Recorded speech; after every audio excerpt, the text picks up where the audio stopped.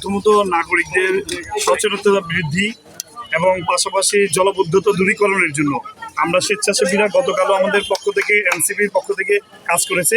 তো এই এলাকা তো জানেন যে অল্প বৃষ্টি হলেই জলাবদ্ধতায় পরিপূর্ণ হয়ে যায়, এখানে আপনার নাগরিকের চরম আঘাত দুর্ভোগ পোহাতে হয়। এই সমস্যাটা সমাধানের জন্য আমরা বিগত দিনেও কাজ করেছি, এখন আবার নতুন করে শুরু করেছি আমাদের আসিফ মাহমুদ সজীব ভুঁইয়ার নির্দেশনায়। বিশেষ করে জনগণের সমস্যা সমাধানের জন্য আমরা মাঠে নেমেছি। আপনারা জানেন যে আমাদের প্রথম ঢাকায় নানানবিধ সমস্যা রয়েছে, শুধু জলাবদ্ধতা নয়, একটু পানি হলেই জলাবদ্ধতা তা নয়, আমাদের এখানে ফায়ার সার্ভিসের সমস্যা। আপনার একটু আগুন লাগলেই আমাদের তাকিয়ে দেখা ছাড়া উপায় থাকে না যে আমাদের সাধারণ মা বোনরা আগুনের লেলিহান শিখা জ্বলে পুড়ে দগ্ধ হয়ে মারা যাচ্ছে। আপনার মশাবাহিত রোগ, আমাদের যানজটের সমস্যা, নানানবিধ সমস্যা। আমাদের প্রথম ঢাকাবাসী সবচেয়ে বেশি ট্যাক্স প্রদান করে থাকেন, কিন্তু নাগরিক সুযোগ সুবিধা থেকে বঞ্চিত। তো আমরা নাগরিকদের সুবিধার জন্য এবং সচেতনতা বৃদ্ধির জন্য এবং সরকারকে যারা দায়িত্বে আছেন তাদেরকে আহ্বান করার জন্যই মূলত আমাদের এই কর্মসূচি।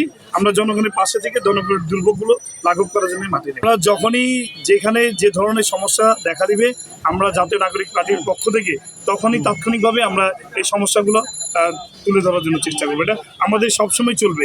আমরা ঢাকা মহানগর দক্ষিণের পক্ষ থেকে এই কার্যক্রম সারা বছরই, যখনই মানুষ যে কোনো সমস্যায় পড়বেন, আমরা সেই সমস্যার সমাধানের জন্য আমরা জনগণের পাশে থেকে সরকারের ব্যর্থতা। কারণ আপনারা দেখেছেন গতকালেও আমাদের কর্মমতী ছাত্রছাত্রীরা পানি মারিয়ে যেভাবে পরীক্ষার হলে উপস্থিত হয়েছে, সারা শরীর গা ভিজা। তো আমি মনে করি যে গতকাল অন্তত এই পরীক্ষাটা বাতিল করা উচিত ছিল সারা বাংলাদেশে।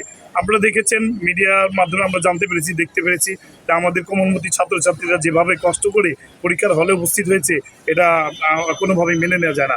এই জন্য অন্তত আমি মনে করি যে আমাদের যে মন্ত্রী আছেন, মন্ত্রী মহোদয় অন্তত ক্ষমা চাওয়া উচিত।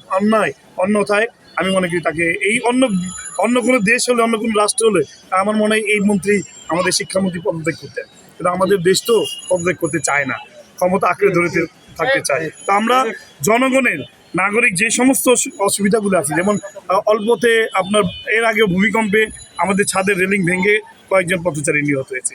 তা আমরা এই সচেতনতা বৃদ্ধি করার জন্যই, জনগণের পাশে থাকার জন্যই আমরা সবসময় প্রস্তুত আছি।